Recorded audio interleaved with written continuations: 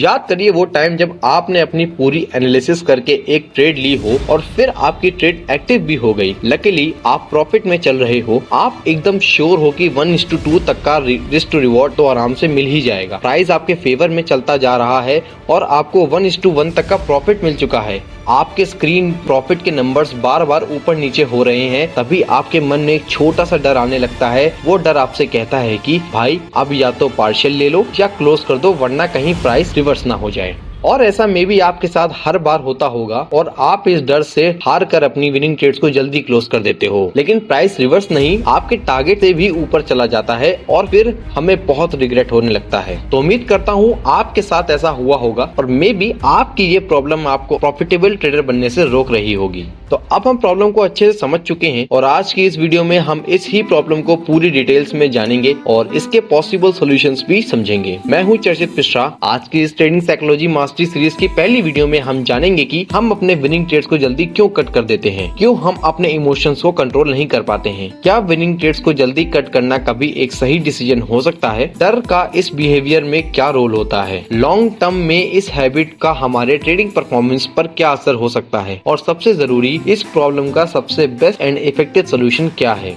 अगर आपने कभी सोचा है कि काश आप अपने विनर्स को रन करने देते तो इस वीडियो को जरूर देखें। एंड तक हम एक पावरफुल सोल्यूशन शेयर करेंगे जो आपको इस साइकिल से निकलने में बहुत मदद करेगा। इन सभी सवालों का जवाब ढूंढने से पहले हमको ये जानना बहुत जरूरी है कि हमारा दिमाग कैसे फंक्शन करता है, क्योंकि ये जो जल्दी ट्रेड क्लोज कर देने की दिक्कत है या जितनी भी साइकोलॉजिकली दिक्कतें होती हैं ट्रेडिंग में, वो सारी हमारे गलत सोचने के तरीके से ही आती हैं। एक्चुअली दोस्तों, हमारा दिमाग जब अपनी डेवलपिंग स्टेज पर था, यानी कि स्टोन एज के टाइम जब हमारा ब्रेन डेवलप हो रहा था, तब जो हमारे एनवायरमेंटल कंडीशंस थी वो आज की मॉडर्न लाइफ से या फिर सिंपली कहे ट्रेडिंग एनवायरमेंट से बहुत अपोजिट थी। जब हमारे पूर्वज जंगलों में रहकर शिकार करते थे, उस जमाने में ही हमारा दिमाग विकसित हो रहा था और उस टाइम में जो चैलेंजेस हमें आते थे, लाइक जानवरों से खतरा, खाने की कमी, लिमिटेड रिसोर्सेज वगैरह वगैरह, ये सभी चीजों में हमारा दिमाग बहुत कंजर्वेटिव और बहुत सेफ्टी मोड पे रहता था। उस जमाने में हमें हर रोज भरपेट खाना नहीं मिलता था, प्लस हमारी जान पे खतरा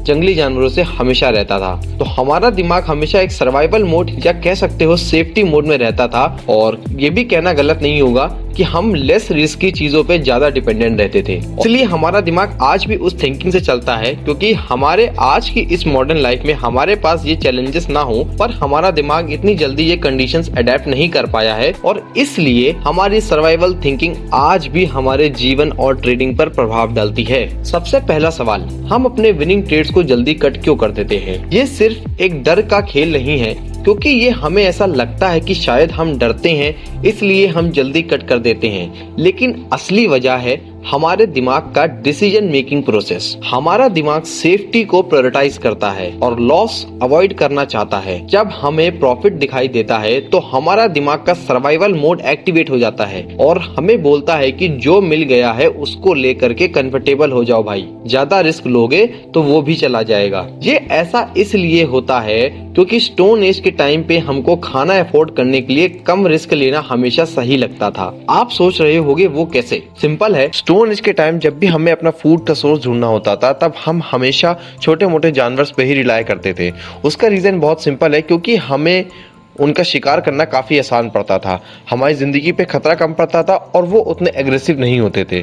वेयर एज जब भी हम कोई बड़े जानवर को हंट करने जाते थे, जैसे कि शेर हो गया या भालू हो गया, तब उन जानवरों का शिकार करना बहुत मुश्किल होता था और साथ ही साथ हमारी लाइफ पे भी रिस्क काफ़ी ज़्यादा होता था। तो इसी वजह से हमारा ब्रेन हमेशा ट्रेन होता आया है कि छोटे मोटे प्रॉफिट्स या फिर छोटे मोटे रिस्क पे ही हमेशा खेलना है, बड़े रिस्क पे हमें नहीं खेलना है। अब सवाल ये है कि हम इस फीलिंग को कंट्रोल क्यों नहीं कर पाते हैं और जल्दी विनिंग ट्रेड्स को कट क्यों कर देते हैं हम लोग?